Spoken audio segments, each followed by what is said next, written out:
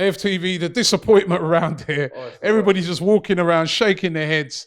It was poor. The defending on their winning goal was very, very poor. For a game, really, that basically what Leicester did, their tactics was stay in the game, defend well, which they did do. Which we knew was going to happen. Right? Although we had a couple of half chances in that first half. And then smash and grab. And they grabbed it. Listen, this is what annoys me, right? From when me and James have been doing the analysing all week, we know what Leicester are going to do. We know. Everyone here in the studio knows. So Arteta knows what's going to happen. They're going to hold, take all the pressure, soak it all up. When Vardy came on, they're going to use Vardy and score a goal and put it in behind and target the weakest defender. We know this. So there's so many problems in this. Mustafi, for someone who's... Is it all his fault? Are we scapegoating him? We're not scapegoating shit. I'm sorry, I'm getting so angry. We're not scapegoating shit. He should know, as an experienced centre-back, listen, I'm not as fast as Vardy.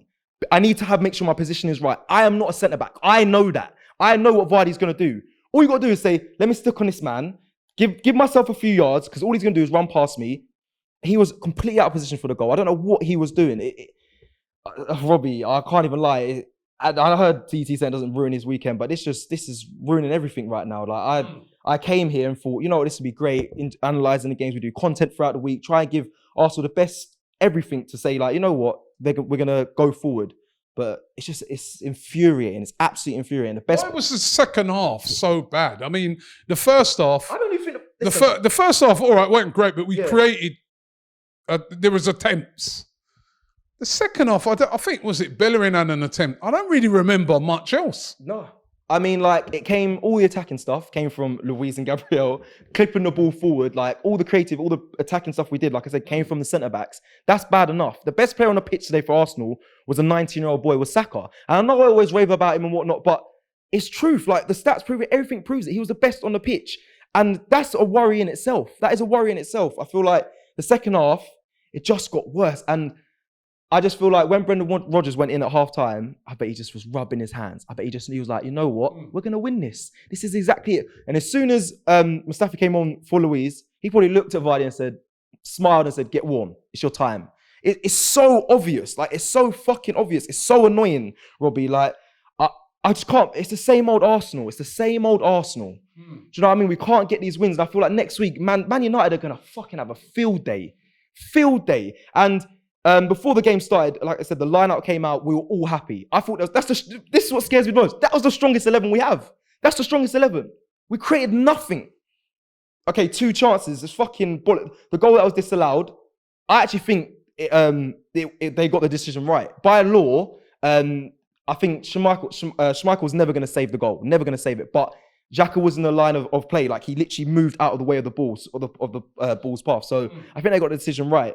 Lacazette had his chance, so he should have put his head on it. I feel like that was the key. That was the key moment. You have to put your head in front of that. You have to.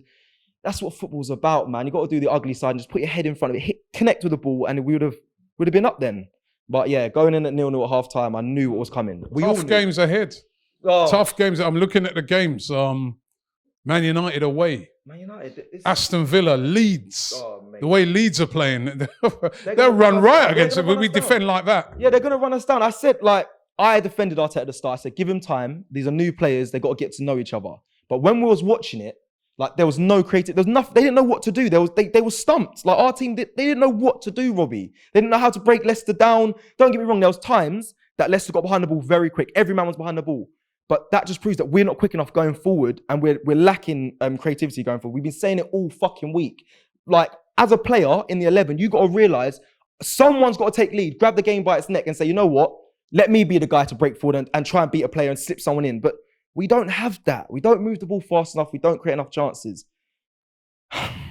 Vexed. Ozil back, maybe? No, fuck no. I'm tired of hearing it. I'm just tired of it. But when you see the lack of creativity, not even for footballing reasons, he's not in the squad. I'm not being funny. I'm not saying he should start, but For footballing reasons, he's not in the squad and we can't create Jack. I hear you, Robbie, but I live in the real world and we know he's not coming back. We know he's not coming back. So then, but we were told for footballing reasons. What reasons are those when we're creating nothing? It's bullshit. Arteta was just he's covering the board's back. That's liars, that's rubbish. He's protecting his players. It's not footballing reasons. Nah, I'm not having that. We don't need Ozil to fix our problems. We need to have game plans and work. We need to understand how we all play together as a team and how we can unlock defenses without relying just on our centre-backs to do the creative chances. We've got midfield to do that. So Bias, again, apologies. He was poor today. He was the guy I thought was going to be the creativity, produce the creativity in our team. He was poor. Masks.